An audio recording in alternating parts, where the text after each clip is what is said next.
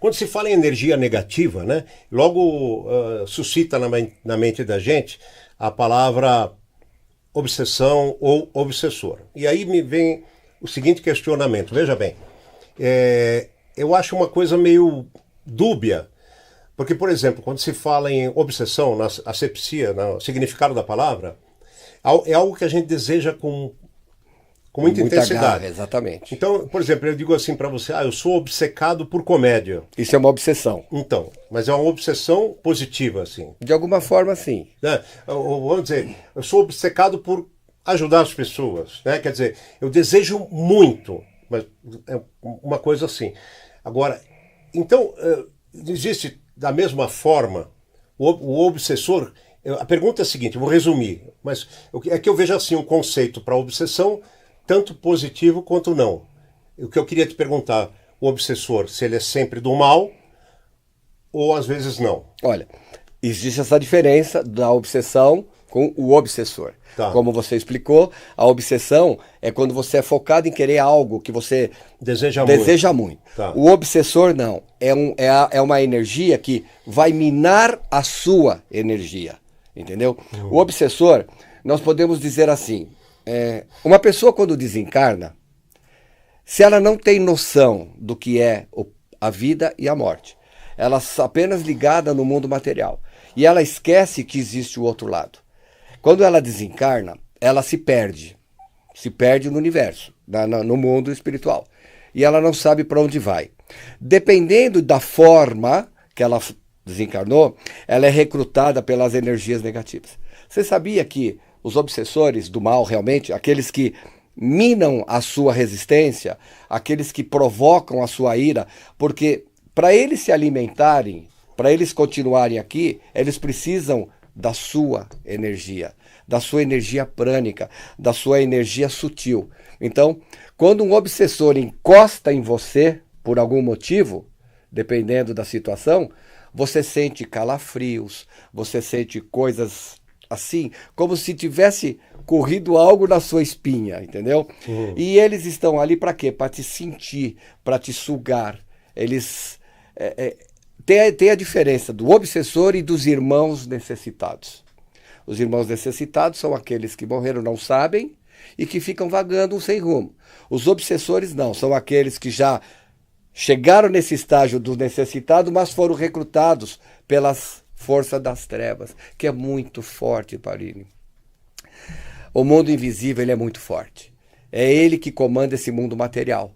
E quando você não tem o conhecimento da vida após, você se torna alvo, você se torna um elemento a ser conquistado por eles. Então, o obsessor, ele geralmente, é difícil ter um obsessor que faça algo bom para você. Muito difícil. Mas, na 99,9%, ele vai tentar te minar. Vai prejudicar. Agora, deixa eu fazer uma colocação interessante aqui. Não sei qual é a sua religião, você que está assistindo. Não sei se você é ateu. Mas queria fazer uma colocação, independe de religião isso aqui. Sim.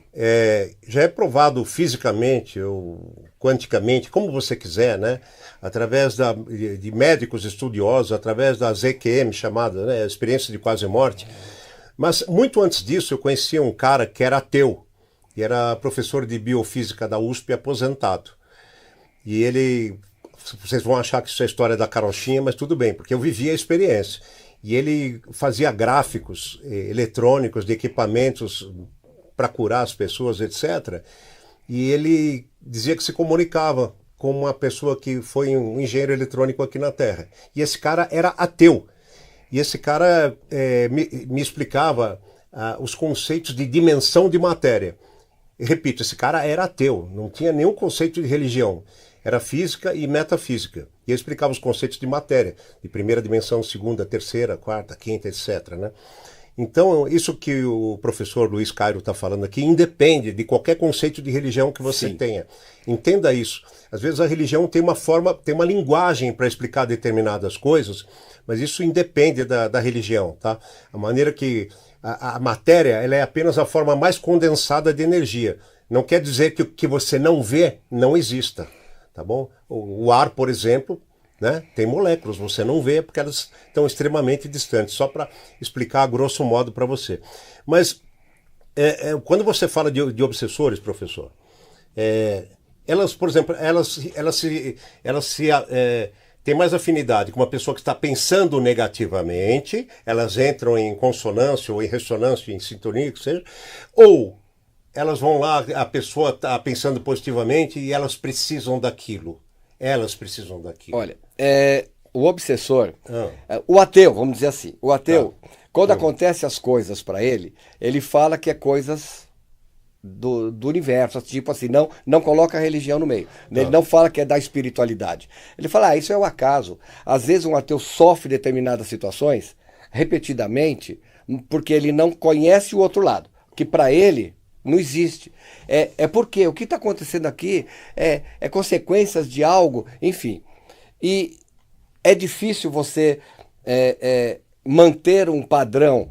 Uma pessoa que tem o comportamento espiritual, ela está sempre na luz, ela está sempre buscando ser uma pessoa íntegra, espiritualizada, que faz as suas orações, não é religioso, não é religião, mas que tem a sua conversa interna.